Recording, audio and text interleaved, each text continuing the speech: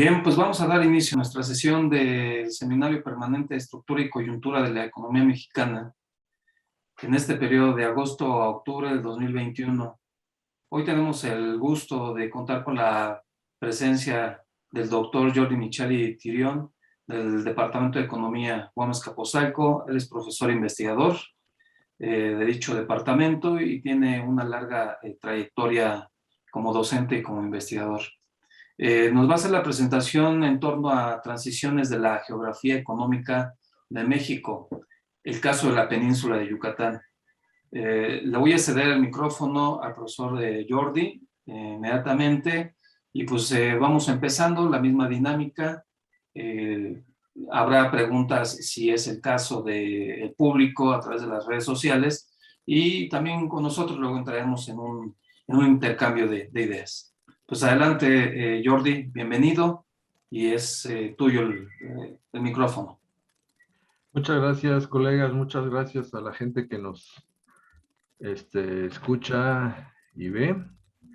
Es un gusto participar en actividades de mi departamento y especialmente en un seminario permanente que ya tiene una tradición y forma parte repitiendo, de las tradiciones de nuestro departamento. Es un agrado estar con ustedes. El tema que le puse a mi presentación es, como dice ahí, transiciones de la geografía económica de México, el caso de la península de Yucatán. En síntesis, el objetivo de lo que voy a presentar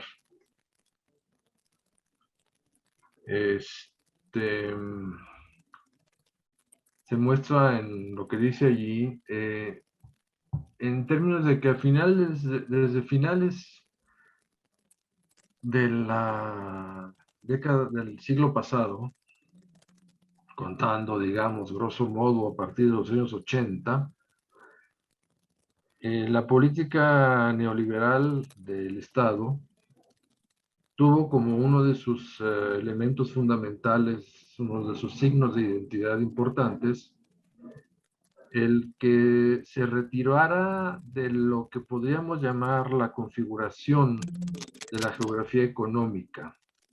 Es decir, en otros términos, podríamos decir que abandonó la política de desarrollo local o regional, que abandonó su presencia como polo de inversión básicamente en infraestructuras o en escuelas o en actividades que competen al Estado, básicamente en actividades de promoción de actividades económicas regionales.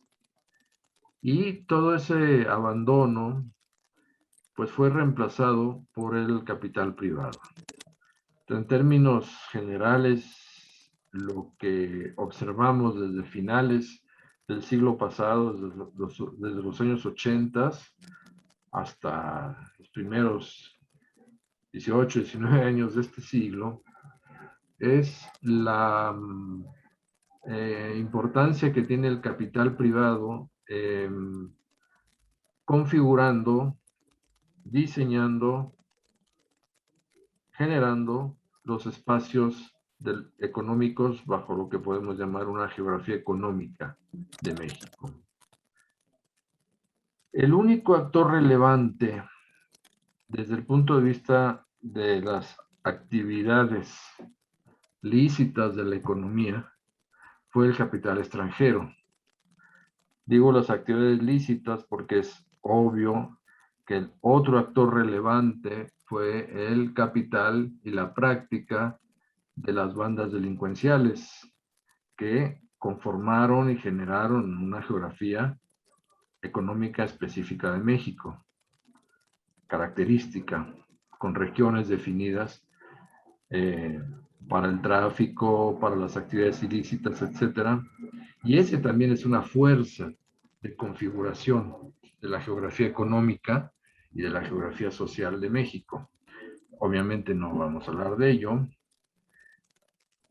sino de este otro actor relevante, lícito, legal, que fue el capital extranjero, bajo la forma de inversión extranjera directa. Podemos decir entonces que la globalización, es decir, la presencia creciente y los procesos derivados de esa presencia creciente en México de las empresas extranjeras, esa es la globalización, se convirtió en la principal fuerza de configuración de la geografía económica de México. Vamos a mostrar eso en términos generales.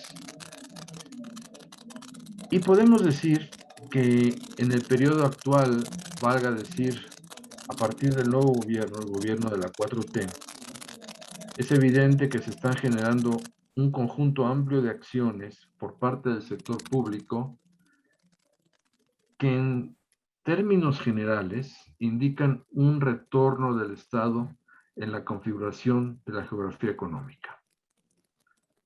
En este sentido, ustedes pueden recordar muy bien decisiones respecto a dónde colocar o no colocar aeropuertos, decisiones a dónde colocar una refinería, decisiones en torno a qué hacer con el istmo de Tehuantepec como zona geoestratégica de México, históricamente geoestratégica y nunca explotada como tal, entre otras, son acciones importantes que muestran, en términos generales, un retorno del papel del Estado, del activismo del Estado en la geografía económica.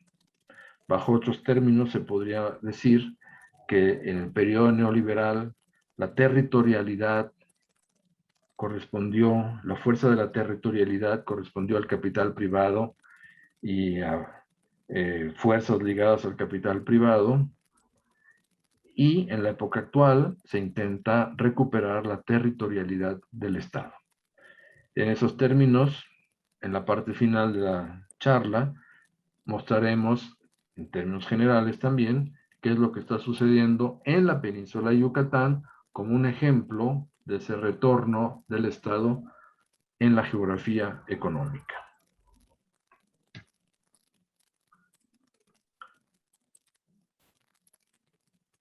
Vamos a empezar hablando entonces, y eso será la parte más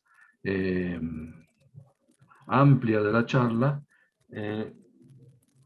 la configuración que ha tenido México durante la globalización. O sea, cómo la globalización ha sido una fuerza importante en la configuración de la geografía económica de México, mostrando algunos detalles, algunas situaciones interesantes que nos hablan de cómo hay que mirar esto de una manera múltiple y también entendiendo la complejidad. Pero el dato básico que, desde el cual valdría la pena empezar es mirar esta serie de flujos de inversión extranjera directa en un periodo que va de 2010 a 2019. No cubre todo el siglo XXI ni cubre, obviamente, los años anteriores. Es un periodo reciente únicamente. Y en ese periodo reciente, pues vemos un gran pico en el 2013, una cantidad importante, 48.2 miles de millones de dólares que entraron, caídas, ahí vemos delineado un ciclo y vemos también una suerte de promedio, un promedio que puede estar rondando alrededor de los 32, 33 mil millones de dólares de 2013 para acá. Vamos a mirar esto con un poco más de detalle en la gráfica siguiente. La gráfica siguiente ya nos muestra un año del siglo pasado, 1999, y llegamos hasta el 2018, ¿sí? Y ahí lo que estamos viendo es prácticamente lo que veíamos anteriormente, pero con una estructura especial. La inversión extranjera directa se compone sectorialmente de sectores de la manufactura o la manufactura en general y de distintos sectores de los servicios o los servicios en general. La manufactura, vamos adelantando, el flujo principal sectorial de inversión extranjera directa de manufactura en México corresponde a la industria automotriz. y el flujo principal de inversión extranjera directa en torno a los servicios se compone de flujos que tienen que ver con las industrias, llamémoslo así, o con los sectores financieros. Entonces lo que vemos ahí es algo que puede ser interesante. Si nos colocamos en el año 2009 y vamos hacia atrás, observamos que la manufactura y los servicios pues van ocupando una parte similar, aunque hay un año 2000, 2001, 2002, en donde los servicios son mayores. Y a partir de 2009, 2010 hacia adelante, la manufactura se separa de los servicios y son más importantes los flujos de manufactura que los flujos de servicios. Entonces, eso nos habla de que podemos pensar que hay dos etapas. Una etapa en donde la manufactura y los servicios pesan aproximadamente lo mismo, y otra etapa en donde la manufactura y los servicios no pesan lo mismo, sino que la manufactura es más importante. Si comparamos esto con la internacionalización mundial, lo que vamos a encontrar es que los flujos importantes entre países desarrollados son flujos de servicios, de inversión en servicios. En cambio, los flujos importantes hacia países en desarrollo son flujos dedicados a la industria a las industrias de la manufactura. Es decir, podemos ver que antes de 2008, en este periodo inicial del siglo, México tenía una especie de comportamiento como receptor de flujos de inversión extranjera directa, una especie de comportamiento de país desarrollado, en donde era importante la inversión en servicios. A partir del 2008 o 2009 en adelante, los servicios se mantienen, pero crece la manufactura. Entonces, México empieza a parecerse más a un país en vías de desarrollo en su composición de inversión recibida. Aquí hay algo que debemos de tomar en cuenta. La inversión en servicios normalmente va a generar actividades que son para el mercado interno del país que recibe la inversión. En cambio, la inversión en manufactura, bajo los esquemas de cadenas de valor globales, normalmente va a generar actividades económicas destinadas a la exportación. A partir de entonces, de 2009 en adelante, México refuerza su papel de plataforma exportadora y no crece en su papel de atractor de inversiones para el mercado interno, pensando en que ese tipo de inversiones son las de servicios. ¿Sí? Es una acotación general que vale la pena hacer.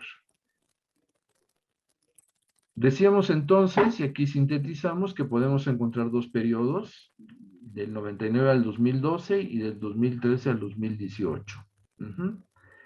En el 99-2012, la participación de cada sector, del sector servicios y sector manufactura, en el acervo del periodo, el acervo, es decir, la acumulación del capital, es del 45%, no en los flujos anuales, sino en los flujos sumados para ver cuál es el monto total invertido en un determinado periodo.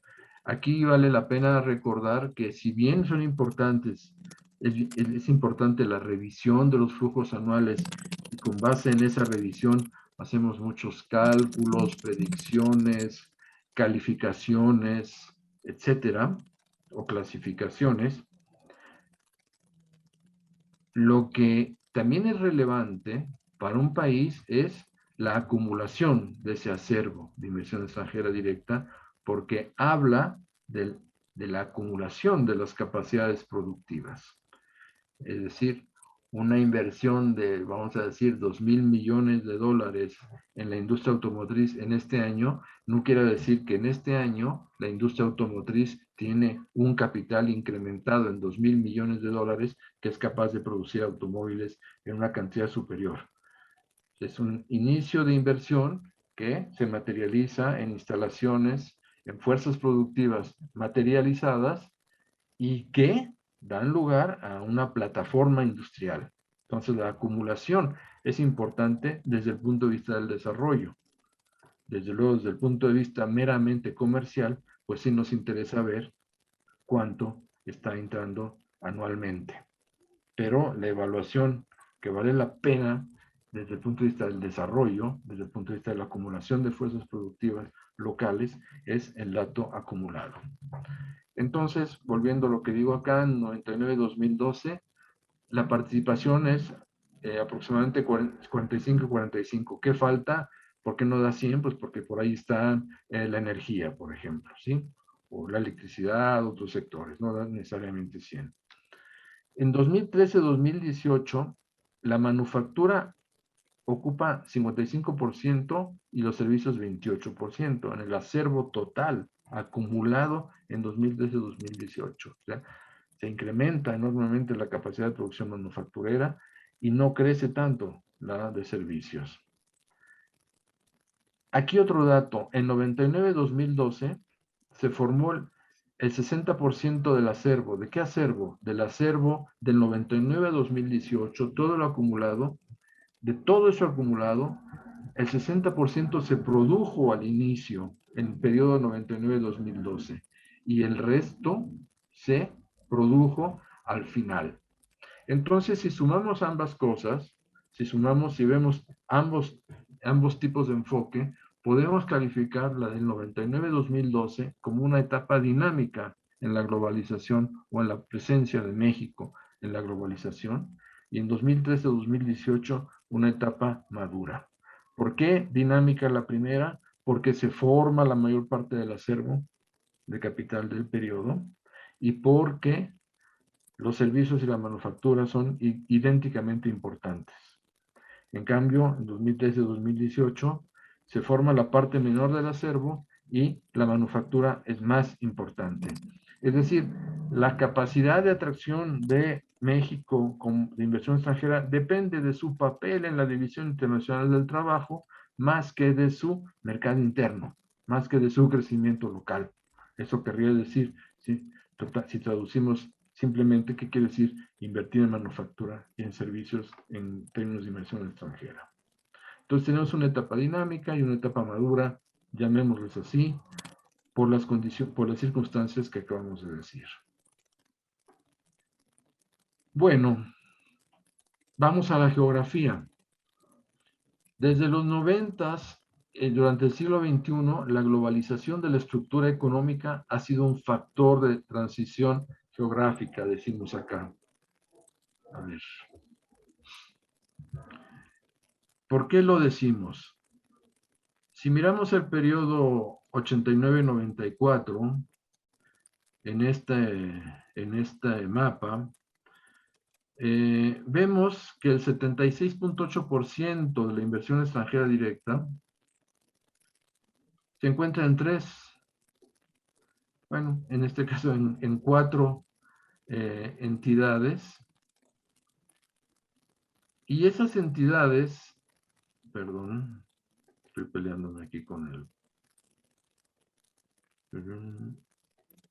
Estas entidades representan al final, el 94, representan 26% de la población. Es decir, tenemos esa representación geográfica de México en la globalización. 3 o 4 entidades, poca población implicada. Aquí, evidentemente, no quiere decir, y vamos a hacer la aclaración, los datos los tenemos por estado, no quiere decir que todo el estado esté globalizado, ni que toda la población trabaje en empresas de inversión extranjera. Esa es una limitación muy grande de esto, ¿verdad? Estamos haciendo simplemente una aproximación. Desde este punto de vista es una aproximación geográfica pues que tiene el componente político-administrativo. Aclaremos esa limitante. En 2013-2018, que es la gráfica del lado derecho, ahí lo que tenemos es que el 73% de la inversión extranjera acumulada en ese periodo ya está en 12 entidades, ¿sí?, que representan el 58.7% de la población. Esa es la forma en que se disemina la inversión extranjera directa en México, y esa es una manera de ver de qué manera, de qué forma, perdón, la globalización ha sido un factor de transición geográfica. O sea, desde luego tenemos un México en inicios de la década de los 90, poco globalizado regionalmente, y un México al final del 2018 bastante más globalizado. Ahí hay una transformación interesante en la transición geográfica motivada por la globalización. Aquí en esta gráfica hemos metido, mucha información. Vamos a tratar de poderla explicar. En este cuadro que está aquí, estamos viendo la participación sectorial manufacturera de la inversión extranjera directa. Es decir, si 100 es el total, el acervo total de los años del 99 al 18, el acervo total de inversión extranjera directa manufacturera, el 27% de ese total es equipo de transporte, es decir, industria automotriz, básicamente, es lo que habíamos dicho. Aquí vamos a mirar básicamente manufacturas. Y en segundo lugar encontramos bebidas y tabaco, después industria química, etc. Pero desde luego, las tres primeras son transporte, bebidas y tabaco e industria química. Son los que predominan, sobre todo la cuarta parte del total, la industria del transporte. ¿Qué importancia tiene esto desde el punto de vista de la localización? Bueno, tiene que ver con el hecho de que normalmente las empresas, cuando invierten en el sector manufacturero, las empresas globales, suelen invertir compitiendo, y compitiendo entre ellas y buscando la misma o mejor locación que sus competidoras. Pero suele haber una repetición de los patrones de inversión. Es decir, hay estados específicos en donde se busca o se tiene industria automotriz que no son necesariamente los mismos estados o las mismas zonas de la industria química, por poner un ejemplo. O sea, hay pocos estados que tengan una cantidad importante, una diversificación de inversiones. Lo que vemos normalmente es que los estados son especializados en sus inversiones.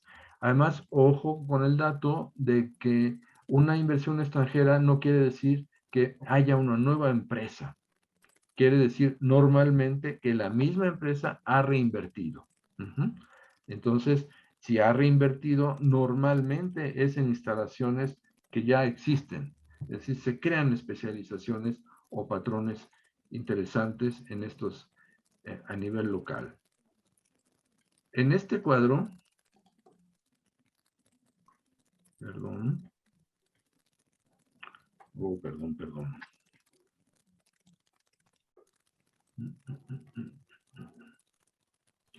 En este cuadro vemos la transición.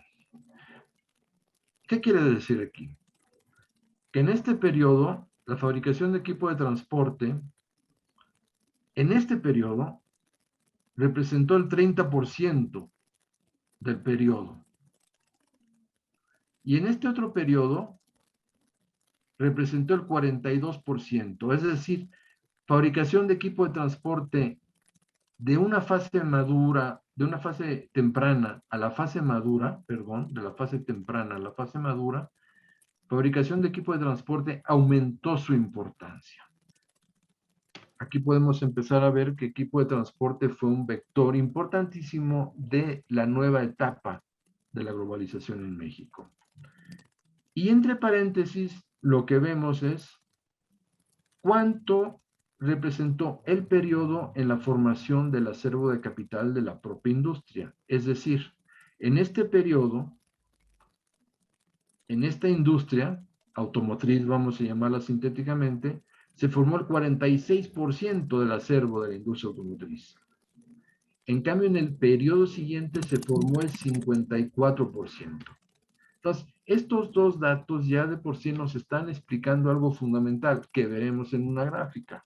Nos están explicando que el dinamizador de la globalización, de la presencia de México en la globalización manufacturera, el sector dinamizador, el que explica casi todo, en la segunda etapa, en la etapa madura, es la industria automotriz. Lo decimos de otra manera, tú quitas la industria automotriz de México y México es un país muy mediocre en términos de globalización, de su presencia en la globalización. ¿Sí? No sería lo que es si lo quitáramos, si no hubiera industria automotriz en México. O si la industria automotriz hubiera pasado por una etapa en donde ya no importaba la producción de automóviles de ciertas características y bajo ciertos patrones salariales y tecnológicos en México.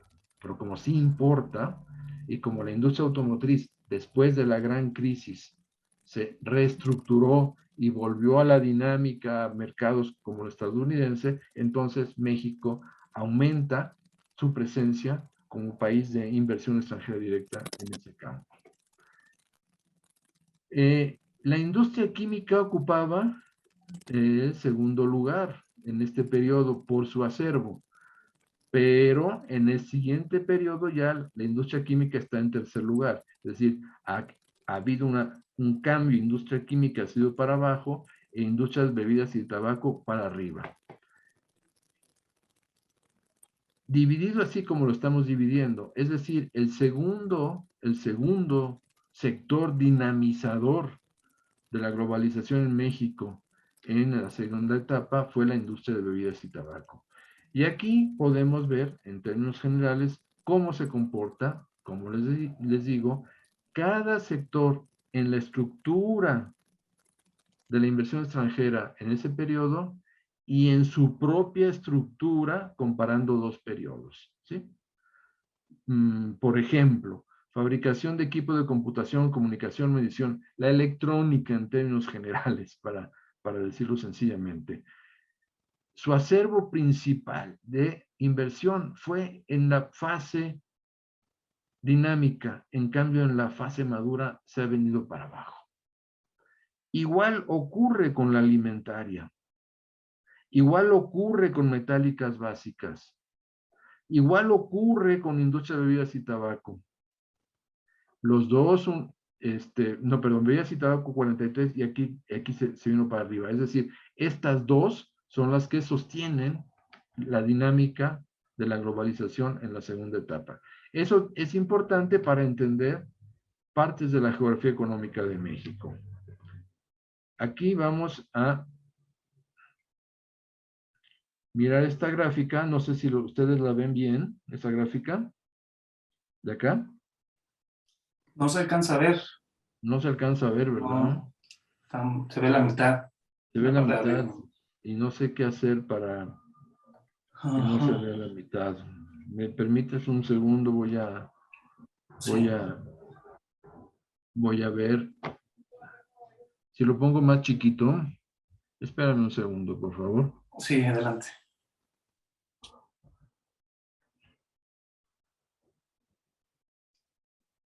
Aquí.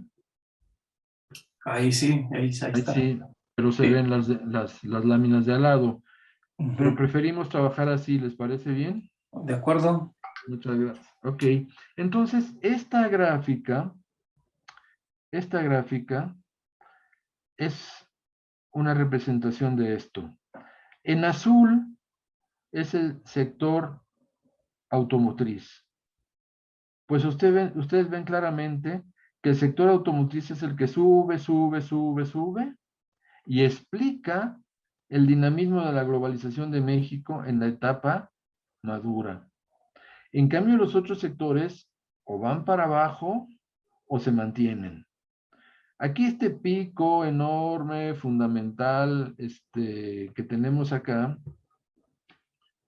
está motivado por ventas de activos preexistentes a empresas multinacionales. Esas ventas de activos preexistentes a empresas multinacionales tiene que ver con industria de bebidas y tabaco, y para decirlo con más certeza y claridad, la cerveza. Es la venta de la cervecería mexicana a una multinacional que aparece como inversión extranjera directa, pero en términos de inversión sí lo es, pero en términos de incremento de capacidad física de producción no lo es. ¿Está claro? Entonces, este pico que diría, uy, nos ha llevado al éxtasis de la globalización, pues no es más que una transferencia de activos en el conocido campo cervecero. Bien. Vamos a ver. Ok. Si miramos las cosas hoy, como resultado de todo esto, diríamos que hay 3 geografías de la globalización en México. 3 espacios importantísimos. En rojo, los estados cuya participación en el total del acervo de inversión extranjera directa es entre 16.5% y 5%. Lo que hay invertido en los estados. Entonces, bueno, sí encontramos a estos estados que los reconoceríamos fácilmente y que todos estaríamos de acuerdo en la importancia de Estado de México, la importancia de Jalisco, la importancia de Aguascalientes, Guanajuato, ¿no? La importancia de Nuevo León, desde luego Coahuila y Chihuahua.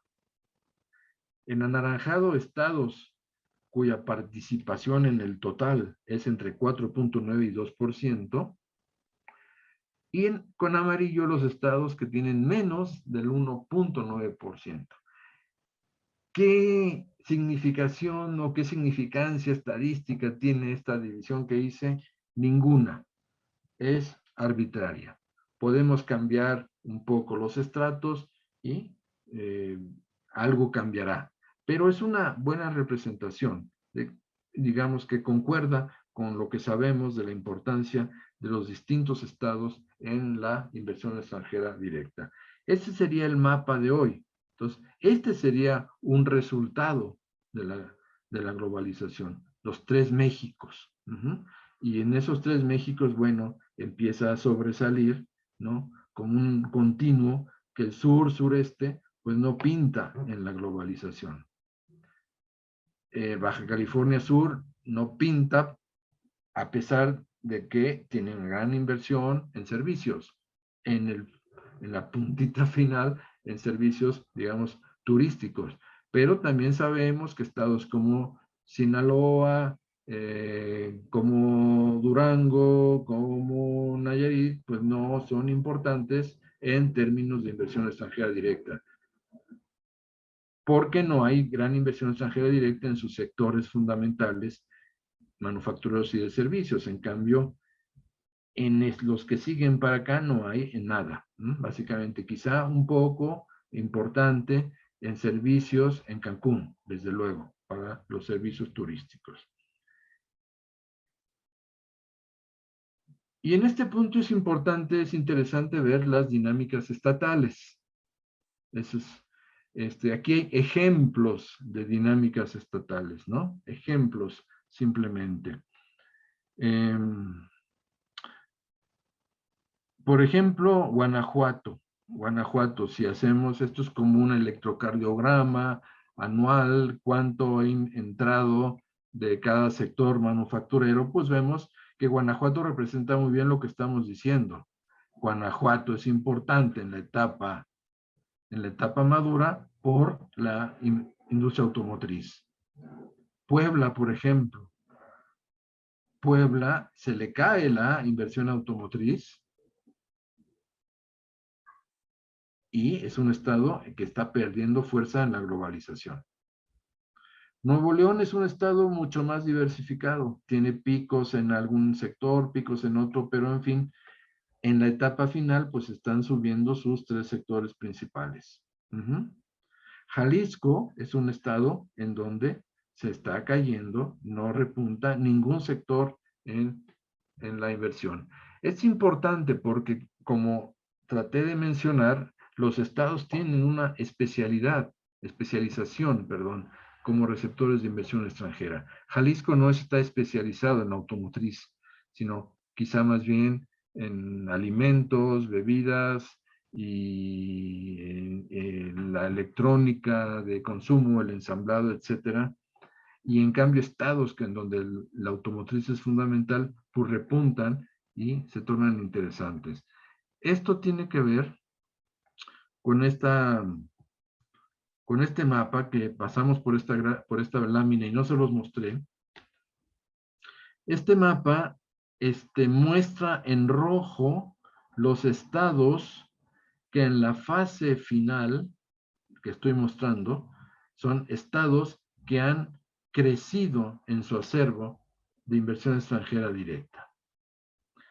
Y en cambio, los que están en amarillo son estados en los cuales ha disminuido.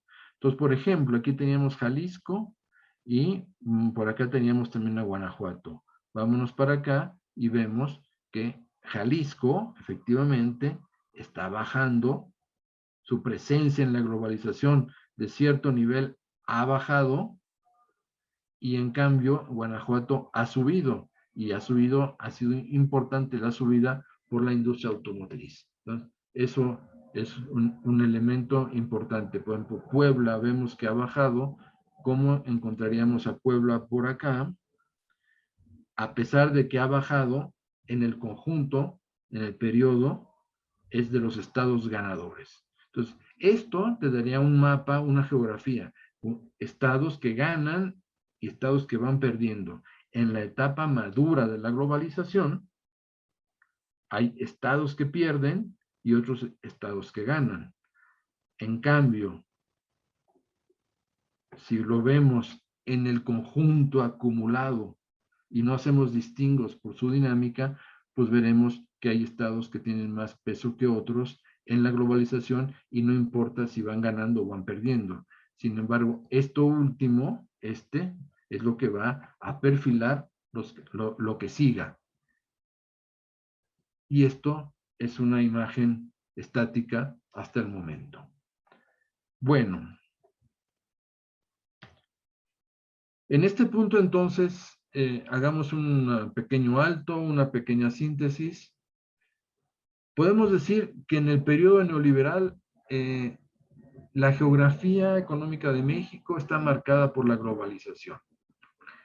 Y que en la última fase del periodo neoliberal, digamos 2012, 2010, hacia nuestros años, se entra a una fase madura. Como decía acá, las manufacturas se dirigen a la exportación, los servicios al mercado interno. Entonces, la pregunta en los años por venir es ¿cuál será el motor de crecimiento de ambas? ¿Qué es lo que las hará crecer?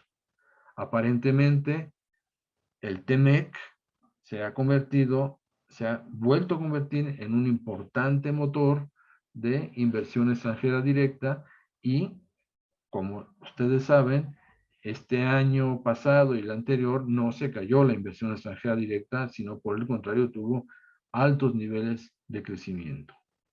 Sin embargo, entrábamos al final de la etapa neoliberal con el sur y sureste pregunta, definitivamente marginado de la globalización, ya no iba a haber nada.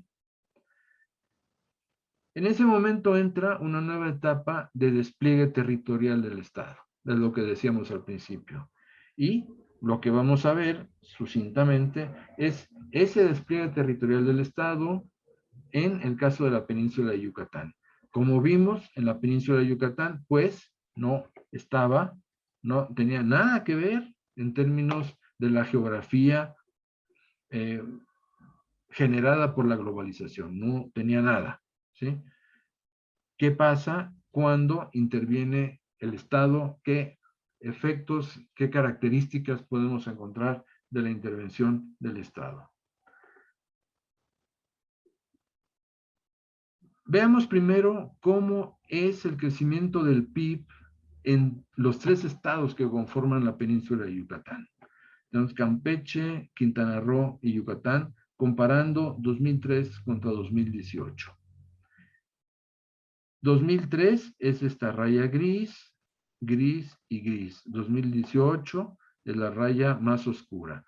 Por ejemplo, para Campeche, su PIB cayó brutalmente de 2003 a 2018 a una tasa media de crecimiento negativa de 4.5%. Campeche es el estado que se derrumbó en la península de Yucatán en el siglo XXI. Llamémosle siglo XXI, 2003-2018, pues son los datos que tenemos.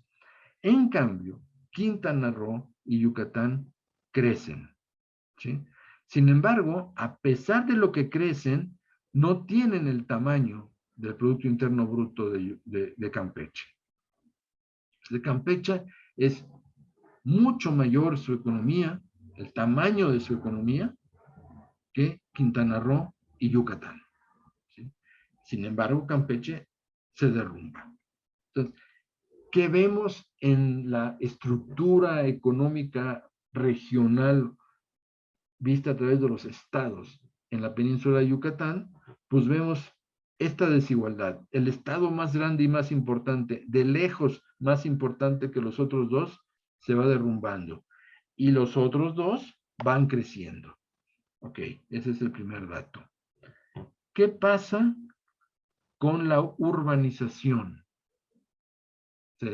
Ya saben que está de moda a raíz del Tren Maya, sobre todo la visión crítica del Tren Maya, pues que nos pintan como la península de Yucatán un territorio selvático totalmente que va a ser arrasado por el tren. Selvático y natural. Pero resulta que la península está muy urbanizada, ¿sí? ¿Qué tiene como polos urbanos la península? Bueno, tiene por el lado de Campeche una ciudad que creció con base, históricamente creció como puerto de exportación de materias primas, el famoso palo de Campeche, pero que fue sobre todo importante durante el auge petrolero y que sigue teniendo gran importancia en la industria petrolera y por ende de servicios asociados al petróleo. En Yucatán, pues tenemos el polo de la creciente metrópoli meridiana, es decir, la metrópoli de Mérida, ¿sí? Que está convirtiéndose de lejos en la zona metropolitana más grande de la península. Y del lado de Quintana Roo, pues tenemos también la zona metropolitana depredadora generada alrededor de Cancún y la industria turística. Donde hay un poco más de manufactura es en la zona de Mérida, en la zona de Quintana Roo. Lo que tenemos a nivel metropolitano, pues ya sabemos, son básicamente los servicios turísticos y asociados a los turísticos, pues la alimentación, actividades urbanas en general asociadas al dinamismo turístico. Y en estas gráficas de pastel, bueno, tenemos una representación de lo que le pasa a la población urbana de la península de Yucatán. En el año 80, solamente tenemos 80 y 2010, no tengo datos más cercanos, pero en los años 80, el grueso de la población urbana total de la península está en Yucatán, la zona gris. 65%. Ahora Yucatán, en el 2010, tiene poquito menos de la mitad. ¿Qué creció? Lo anaranjado, Quintana Roo. Es decir, eso explica mucho de la dinámica urbana que se vive en la península. Es decir, un modelo de desarrollo para la península de Yucatán tiene que ser básicamente pensado, ante todo, para la población mayoritaria, que es la población urbana en la península de Yucatán. Y tiene que pensar en estos desniveles tan importantes que ya existen en torno a estructuras y velocidades de crecimiento entre los tres estados. Son tres economías muy desiguales. Tres estados con tres economías desiguales. ¿Qué pasa con la inversión extranjera directa? Ya vimos que su presencia en la globalización pues no es tan importante, pero que lo que haya, ¿cómo es? Del 89 a 94, por ejemplo, Quintana Roo tiene el 0.4 de la inversión extranjera directa acumulada nacional. Yucatán el 0.4 también y Campeche el 0.03. Y esta era la población, la parte de población nacional que tenían.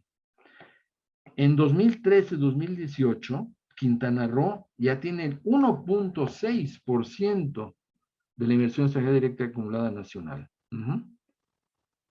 Creció. Y su población también creció, la parte de Quintana Roo respecto a la nacional. Yucatán, que tenía el 0.4, pasa al 0.5. No creció prácticamente nada. No fue dinámico en la globalización a escala de la península. Quintana Roo sí lo fue. Y tampoco fue dinámica en la cantidad de población respecto al total nacional. ¿Qué pasó con Campeche? Del 0.7 al 0.8. Tampoco fue dinámica en la globalización. El único estado dentro de la península de Yucatán que tuvo relevancia en términos de la globalización fue el estado de Quintana Roo. Bien, en Quintana Roo hay dos fuertes intervenciones, dos formas básicas de intervención de desarrollo local en donde se muestra el intervencionismo del Estado. Ustedes saben que la gran publicidad gira en torno al Tren Maya. ¿Sí? El Tren Maya es este. Sin embargo, hay otra infraestructura que es fundamental para el desarrollo, que es la provisión de gas natural. Voy a hablar primero de la provisión de gas natural.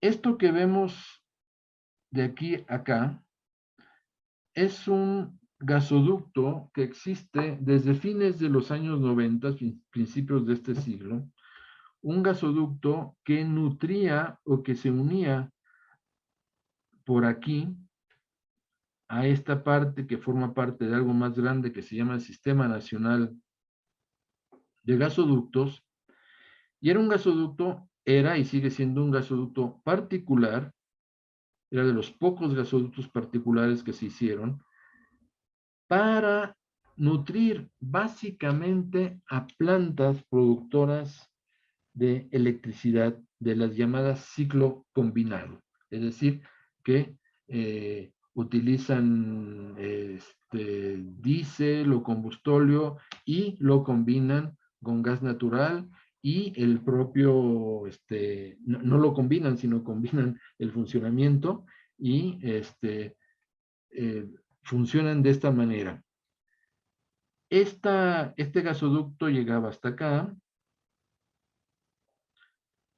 y lo que ocurrió es que durante todo este siglo no hubo suficiente gas natural que llegara a partir de aquí a la península y las plantas de electricidad de la Comisión Federal de Electricidad tenían que trabajar básicamente con combustóleo o diésel que era traído en camiones, etcétera, por acá.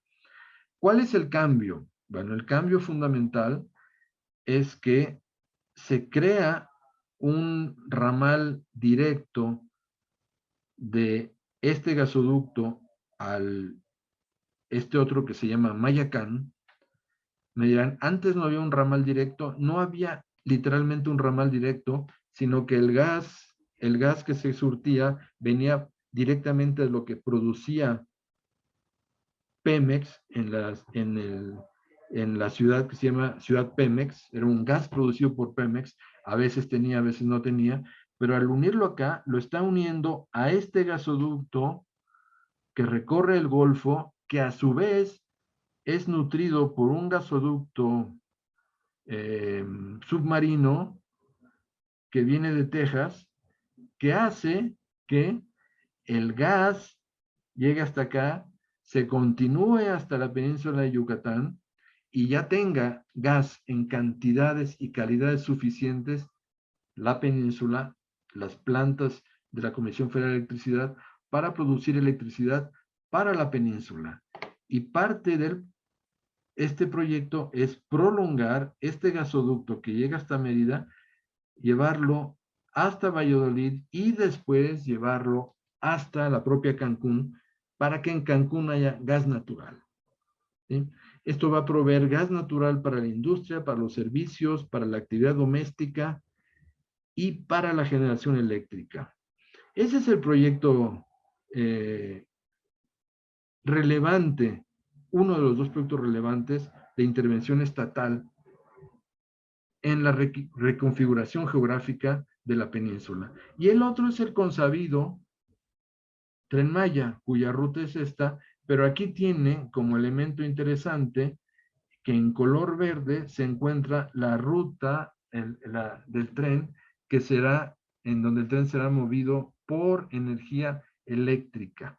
Y una energía eléctrica que se supone va a ser generada no por estas plantas de las que les acabo de hablar, sino por plantas solares que habrá que instalar.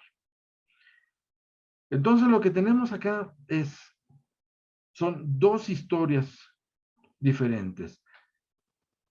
La historia de la intervención directa del Estado en una región olvidada por la globalización y por el desarrollo durante décadas, y en el caso anterior la historia de la globalización en donde lo único que se movía económicamente hablando en los estados pues era la inversión extranjera y lo que se construía o se podía hacer alrededor de la inversión extranjera.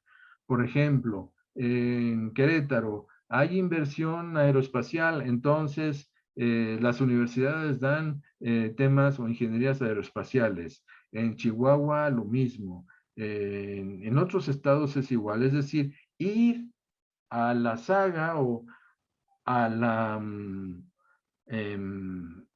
interpretando el tipo de desarrollo que el capital transnacional quiere o puede implantar en los territorios y generar alrededor de eso dinamismos locales. Y este es un modelo distinto de recuperación de políticas de desarrollo.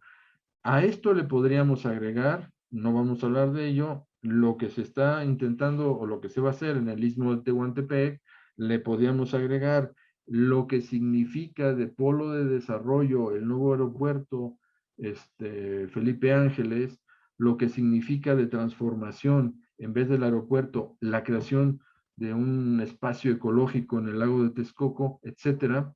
Es decir, distintos polos o actividades que están mostrando una nueva etapa de intervención estatal en la geografía económica de México. No quiere decir que se cancele la globalización y esto sea todo. Significa simplemente una nueva combinación de fuerzas que definen la geografía económica de México. Y hace rato les hablaba yo de periodo neoliberal y el fin del periodo neoliberal. Ya sé que es un tema a discusión, si es el fin o no es el fin, etcétera. Para mí es el inicio del fin, es el bloqueo de las fuerzas del periodo neoliberal, puesto que la territorialización ahora corresponde en gran medida al Estado, y puesto que la definición de las decisiones básicas en materia de política económica son única y exclusivamente del Estado y no de formas de asociación política entre el Estado y las grandes élites económicas. Dicho eso, podemos discutir muchos más detalles, pero lo fundamental para mí es esto, y por esto yo le llamo a esto la construcción de una nueva geografía de México que caracteriza al proceso post-neoliberal de México. Y es una propuesta, desde luego, para interpretar y discutir. No tenemos más que 2, 3 años de que se está ocurriendo, y lo otro que les platiqué es un proceso que tiene por lo menos 30, 40 años. Entonces, en términos de tiempo, no son comparables. Pero aquí estamos viendo quizá el embrión de algo distinto. Y eso es lo que les quería comentar como propuesta para pensar y platicar las fuerzas que transforman la geografía económica de México. ¿Quieren que deje de compartir la pantalla? Bueno, está bien. Sí, sí, así lo decides, Jordi. Decidido. Si hay alguna duda o algo que se quiera ver. Sí, bueno, pues, a ver si ahorita en primera instancia. Mira, tenemos una pregunta del público. ¿Por qué no empezamos con esa pregunta? Sí, Froilán y Víctor, Paulino, ¿para qué? Claro. Raúl, ¿la puedes leer? Claro, profesor. Sí, por favor, Raúl. Nos pregunta Carlos Roque Rodríguez en YouTube. Primero, buenas tardes a los ponentes. Dice, a partir del 2009, si describimos que la inversión extranjera directa respondió a la División Internacional del Trabajo, que tendría relación directa con las cadenas globales de valor, ¿se puede hablar que esta inversión extranjera directa fue de eficiencia? Y se restringió la inversión extranjera directa que solo se restringió la inversión extranjera directa que solo buscaba mercados, como las inversiones españolas durante el sexenio de Calderón. Y sería todo. Gracias. De hecho, Jordi, la pregunta está ahí por si quieres seguirla viendo en el chat, ¿no? Bueno, prefiero no leerla y quedarme con lo que, con lo que nos comenta. ¿Quieren que intente dar un comentario o respuesta? Yo diría que sí, si empezamos con esa dinámica con el público y luego ya si Juan... No, con mucho gusto. Y bueno, Víctor. Entonces la persona que amablemente nos pregunta, ojo, la División Internacional del Trabajo creo que siempre ha existido desde que existen relaciones económicas entre las naciones. Es un dato que estudian quienes tienen que estudiar eso, las interpretaciones inglesas, al respecto. Esta División Internacional del Trabajo que surge en la fase de la globalización, ¿cuándo surge la fase de la globalización, para empezar? ¿Por qué se le llama así? Se le llama así a partir de las inversiones, de las formas que tienen las inversiones en los años 70 del siglo pasado, las inversiones extranjeras directas, ¿sí? Tienen unas características, son mucho más complejas en su forma de actuar, buscan mucho más sectores, y responden a mucho más causas que las formas de transnacionalización previas. Entonces se le llama globalización y nosotros adoptamos esa terminología porque es sencilla, y desde luego esa globalización pues, responde a una división internacional del trabajo que no siempre es fija. La prueba de que no es fija es que pues, hay un país que se llama China y hay un país que se llama Corea, por ejemplo, hay un país que se llama Taiwán, ¿no? Que cuando esto inicia tienen una función y ahora tienen otra función, ¿sí? Absolutamente diferente. Entonces, bueno, es dinámica y los fenómenos actuales dentro de la globalización, al menos durante el siglo XXI, tienen como característica importante, acordes a la terciarización de la economía, que es un fenómeno mundial, tienen como fenómeno importante que los sectores dinámicos de la economía que se globalizan son de servicios. ¿Sí?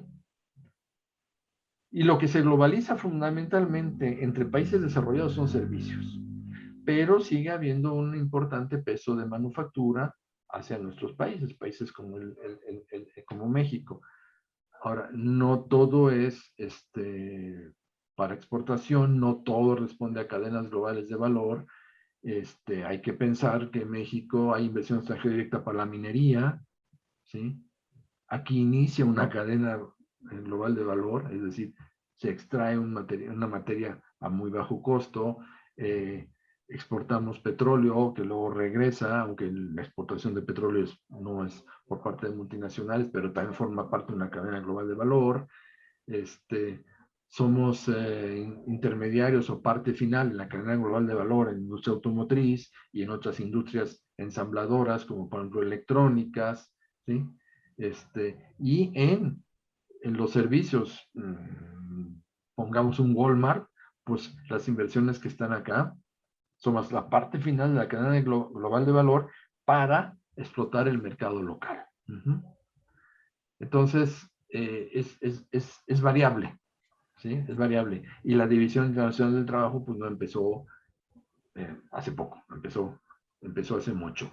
Las empresas españolas que menciona tienen la característica de que forman parte de del sector que se internacionalizó a partir de España, que es básicamente el financiero y las infraestructuras. Hubo un gran dinamismo de empresas financieras, BBVA, Santander, ¿no?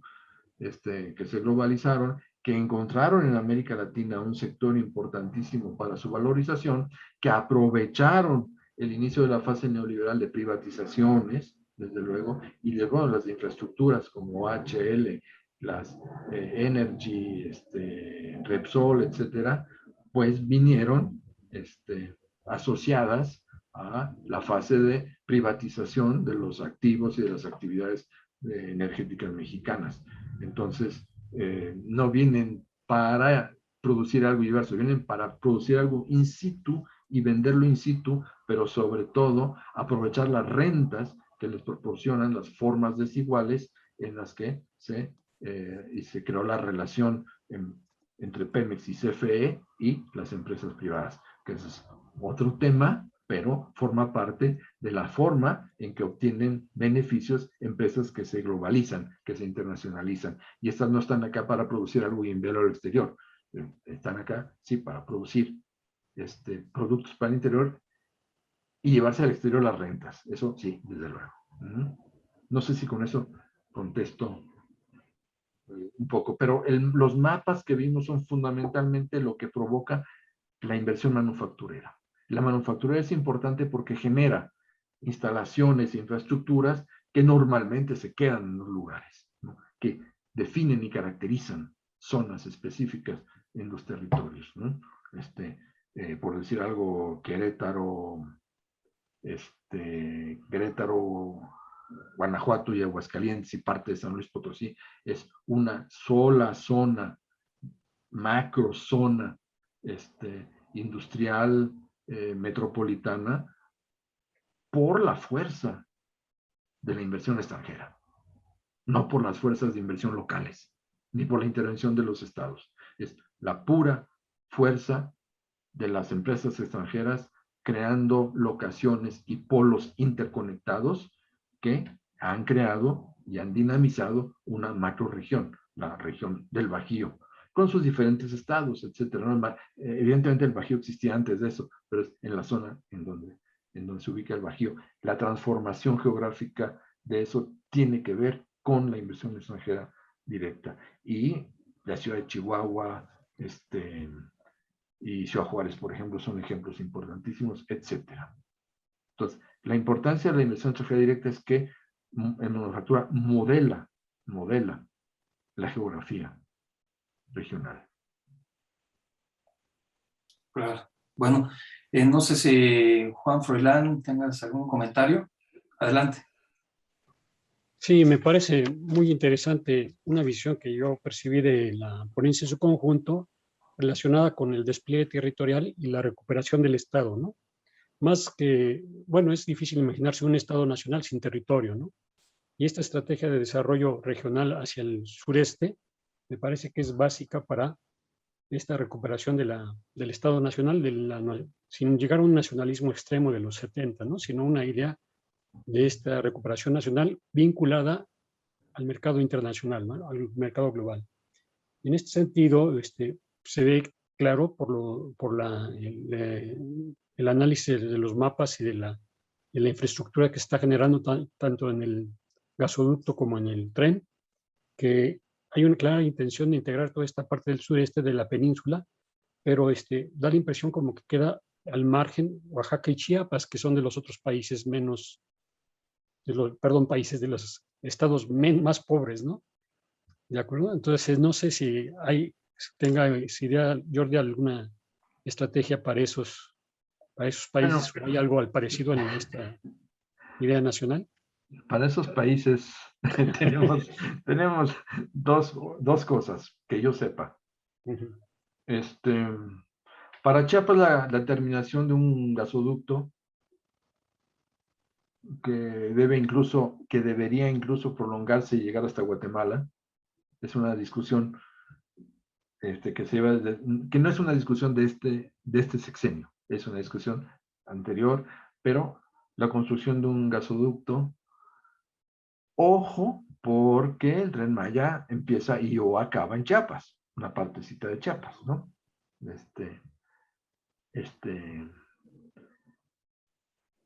Pero para Oaxaca, desde luego, yo creo que el gran dinamizador es el eje transísmico.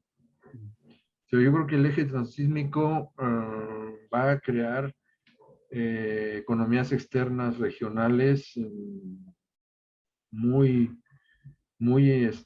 a gran distancia, porque el eje transísmico es una vía de transporte de mercancías multimodal y básicamente a través por vía ferroviaria, y sobre todo la rehabilitación de puertos, de los dos puertos importantes, Salina Cruz y Coatzacoalcos, y la creación de zonas de maquila logísticas. Yo creo que vale la pena dedicarle un minutito a recordar lo que es la moderna logística. La moderna logística es el transporte de mercancías y su transformación, ¿sí? Por ejemplo, los centros de logística que nosotros vemos cuando vamos rumbo a Querétaro y a la orilla de la autopista, grandes centros de logística que pertenecen a empresas multinacionales dedicadas a eso, lo que tienen ahí es mercancía que se subensambla. También son centros, o sea, la logística también son centros de subensamble de la producción. Y eso es lo que se va a hacer lo que se pretende hacer en la zona del Istmo. Entonces, va a ser una combinación de Tijuana o Ciudad Juárez con forzosamente, porque es maquila, ¿no? Y las condiciones laborales de la maquila pues son lo que son, no es posible pensar de otra manera, junto con una ruta de transporte que va a transformar la geoeconomía, por lo menos del hemisferio norte, ¿sí? que va a que le da a México un peso más en la carrera geopolítica a nivel mundial, indudablemente. Le va a ser un paso fundamental para el manejo de mercancías de un hemisferio a otro. Y eso va a ser un cambio radical con economías externas bastante más alejadas de la línea. Va a impactar Oaxaca desde mi punto de vista. El Estado, no diré que el estado en su conjunto, nada le pega a todo el mundo, pero sí a Oaxaca y por supuesto también puede ser que a Chiapas. Gracias. Desde mi punto de vista. Adelante, Víctor. Bueno, yo más que nada quiero hacer un comentario. En primer lugar, felicitarlo, ¿no? Porque esta Gracias.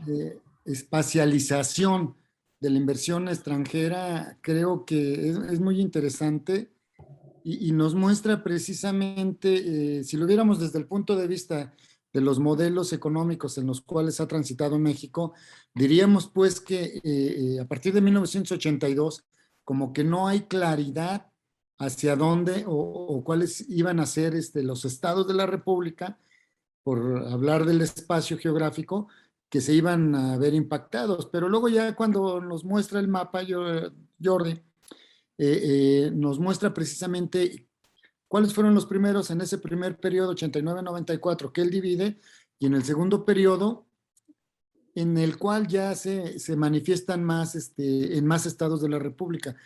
Pero lo que yo veo es que como que se quiere romper ese esquema industrializador que se dio en México desde el siglo pasado, bueno, desde el siglo XIX y parte del siglo XX, que finalmente no acaba por integrar a todos los estados de la República y que acertadamente como lo manejó, cuáles son los impactos en cuanto a la población, pues lo que estamos viendo es que todavía falta esa parte del sur, que probablemente si ya se sentaron las bases, pues no sé si en una década o en 2 décadas ya pudiéramos hablar de que entonces hay una integración espacial de la economía.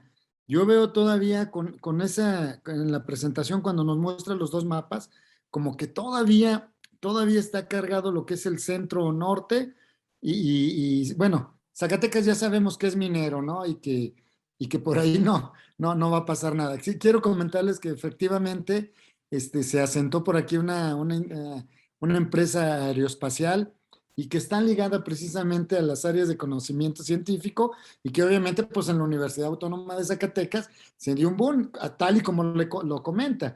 Y yo con eso le digo, exactamente tiene razón en eso y aquí está una de las muestras. Pero también eso de que está dejando de lado el resto de la República, que desde la Constitución o desde la primera base del capitalismo en México ha quedado rezagada, ¿no? Y que precisamente en el siglo XXI pudiéramos decir que se sientan las bases apenas de esa integración del sur, ¿verdad? Eso yo, repito, es un comentario, ¿no? En cuanto a lo demás, pues efectivamente podemos platicar y discutir muchas cosas que están ligadas a eso, que están ligadas precisamente a los asentamientos poblacionales, que precisamente nosotros diríamos, pues son donde precisamente pueden jalar esa fuerza de trabajo calificada, pero otra vez volvemos a decir, bueno, ¿y la fuerza de trabajo del sur no está calificada? ¿O qué es lo que está pasando? ¿Qué es lo que está pasando con esta región? Y yo por eso lo felicito, porque esta es una región que se ha dejado desde el siglo XIX muy alejada de la integración económica y que bueno, pues hoy en día pues vamos a ver qué pasa, ¿no? Y vamos a ver si ese corredor, yo me acuerdo que cuando allá con Salinas de Gortari se hablaba de la construcción de una carretera internacional que ligara no solamente a los estados, sino a todos esos clústeres económicos que pudieran integrarse al mercado internacional. Y cuando hablaba del mercado internacional, pues se refería específicamente al norteamericano.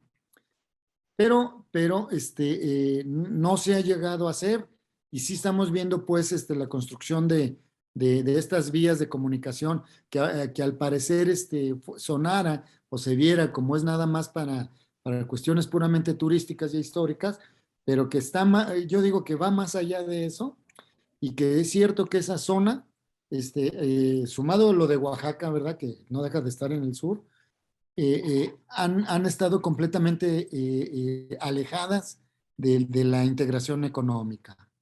Entonces, enhorabuena, excelente, y ese sería mi comentario. Gracias. Muy amable. Muy bien. Paulino Arellano. Sí. Adelante. ¿Sí se me escucha? Excelente. Sí, bien.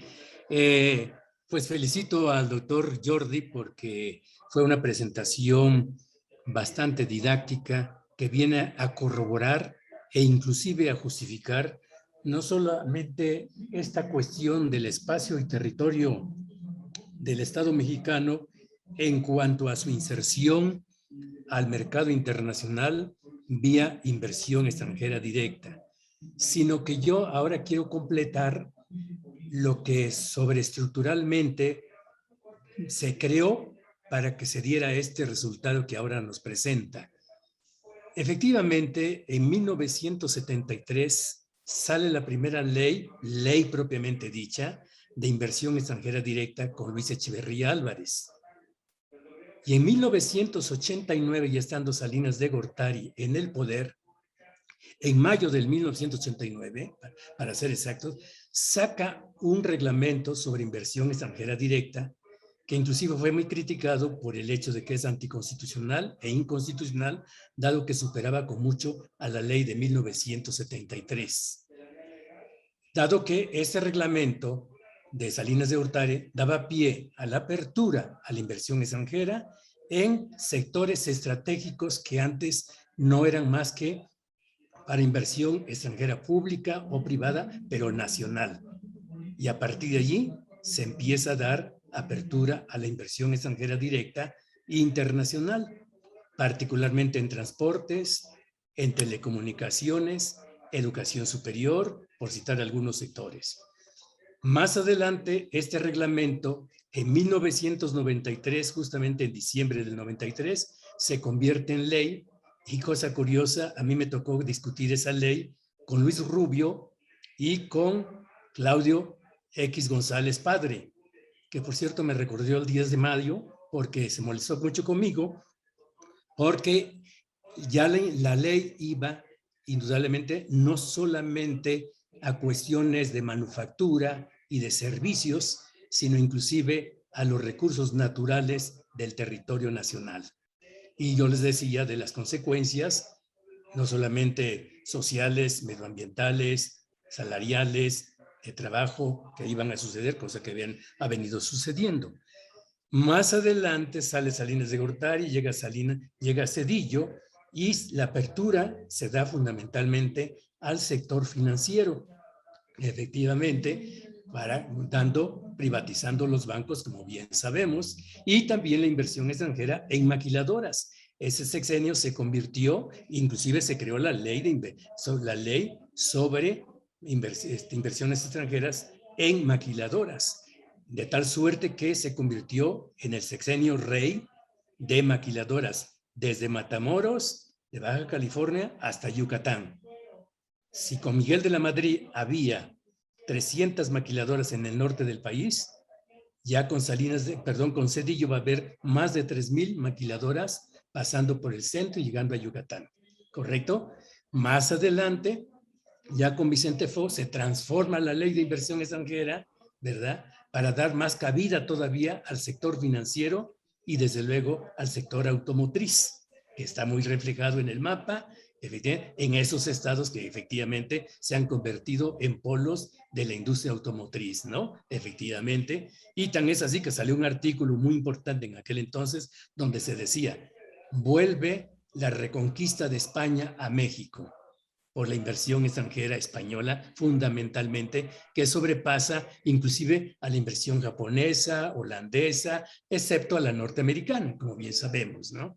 Y finalmente, ya con Calderón, pues bueno, se cierra el círculo y con Peña Nieto, donde ya la inversión extranjera va no solamente manufactura, la ley inclusive se transforma, ¿verdad? Se transforma de tal suerte que se va ahora a la energía, fundamentalmente, y esa es la razón por la cual se le va a dar mucha importancia a Campeche en cuestiones energéticas, ¿correcto? Entonces, creo que con mi comentario, lo que quise decir es cómo, ¿verdad? Se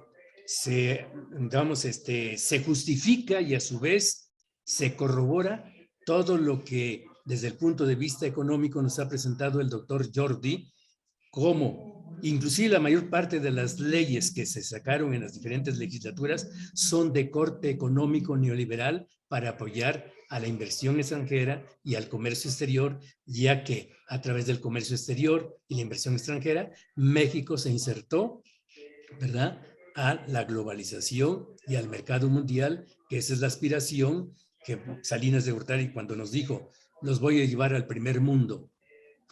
¿Pero a quiénes? ¿No? O sea, obviamente a los monopolios mexicanos y a los monopolios extranjeros, ¿no? Que México simplemente se convirtió en plataforma de exportación de las mercancías de las empresas transnacionales en México. Eso sería mi comentario y agradezco mucho esta presentación. Gracias. Muchas gracias, Paulino. Jordi, no sé si quieres comentar algo en torno a lo que acaban de platicar tanto Víctor como Paulino. No, bueno, yo les agradezco lo que a su vez comentaron.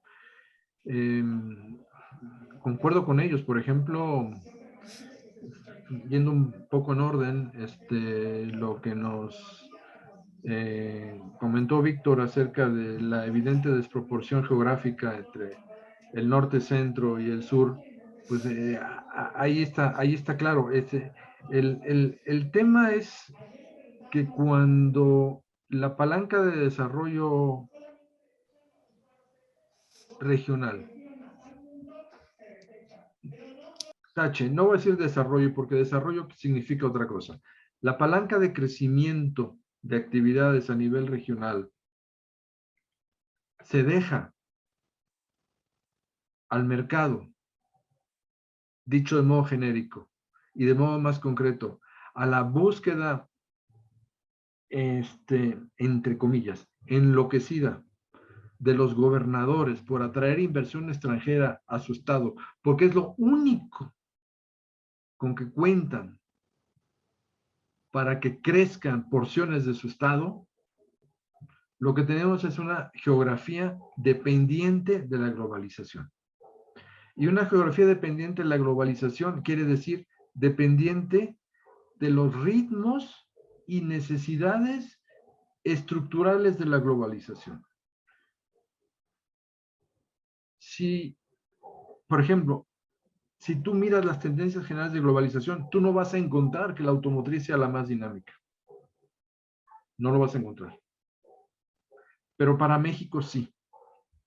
¿Por qué? Porque es un caso específico en que estamos integrados a las necesidades del mercado automotriz de Norteamérica, ¿sí? Los Estados Unidos y Canadá.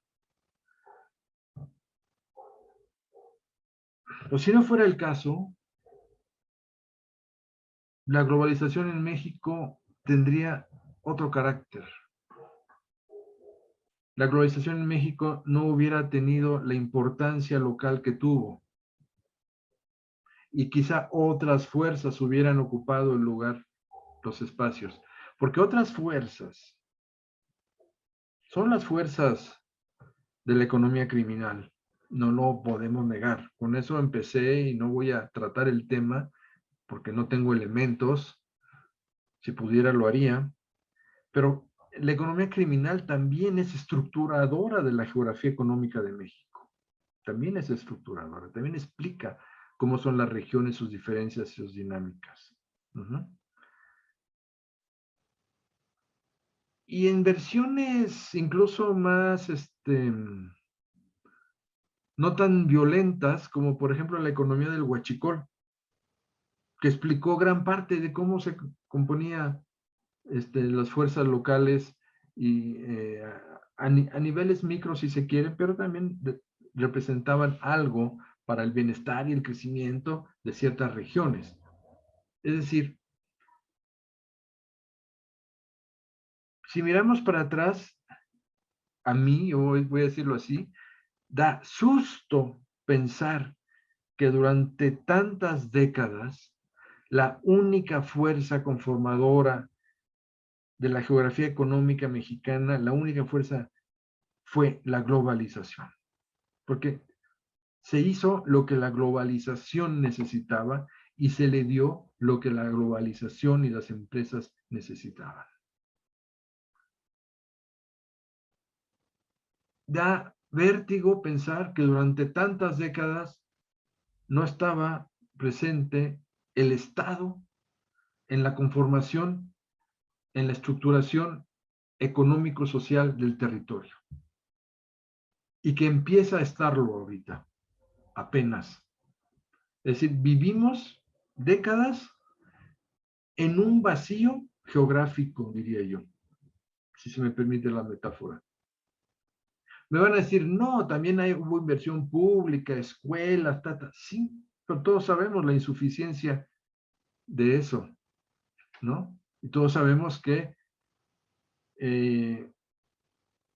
las fuerzas productivas tienen que ser inducidas.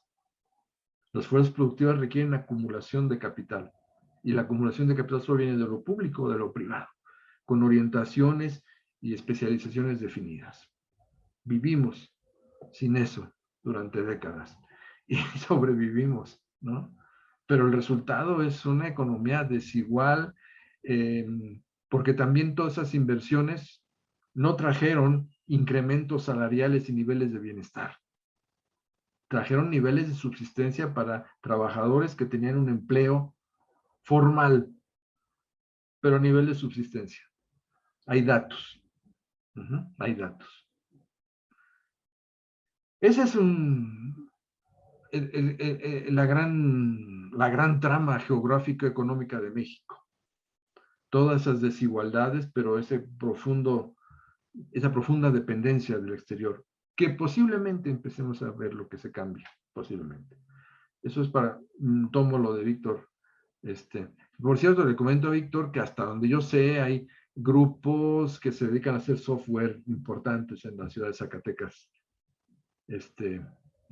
Los he conocido, pero bueno, es cierto. Zacatecas en general, pues necesita fuerzas de acumulación. Yo no voy a decir la barbaridad de que necesita industrializarse, pero sí voy a decir que necesita apoyos porque hay una dependencia muy grande de la minería, con muchos conflictos sociales por la minería, por la forma tan rapaz en que se lleva a cabo la minería y por la falta de otros alicientes económicos. Recuerdo haber conocido zacatecanos que me decían, no, esta noche me voy a Los Ángeles. ¿Cómo que te vas a Los Ángeles? Sí, agarro mi troca y me voy y ya. Y regreso en 6 meses y yo decía, ¿y qué? No, eso lo hace toda mi familia, lo hacemos todos y así vivimos. Y eso te da una idea de la dependencia, ¿no? De la migración. Así es. Y estoy hablando de experiencias que tuve ahí hace 20, 30 años y que creo que quizás sean las mismas, ¿no? Pero bueno. Todavía. Eso también es la geografía de México. Quizás debíamos decir que en la geografía económica de México está Estados Unidos y tendríamos que ver cómo están los mexicanos en Estados Unidos, porque el trabajo mexicano en Estados Unidos es parte de la geografía mexicana. También, ¿no? Tendríamos que... Bueno, y respecto a lo que nos comenta amablemente el doctor Paulino, efectivamente hay una secuencia de transformaciones legales en la construcción legal del neoliberalismo que se asocia o que da como resultado esta construcción de la geografía económica de México. Efectivamente, hay una cosa, la geografía económica de México es consecuencia de las transformaciones político-jurídicas del Estado neoliberal. Totalmente de acuerdo.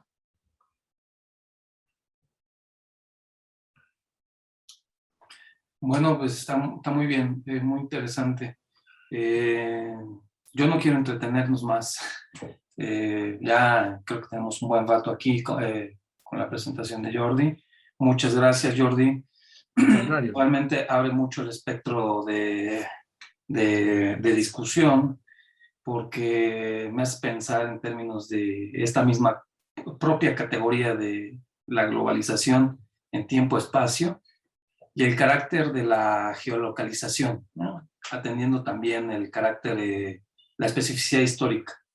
Fíjate que una de las cosas que me llama mucho la atención es en términos del papel de las llamadas condiciones generales de producción o bien el gasto en infraestructura, ¿no?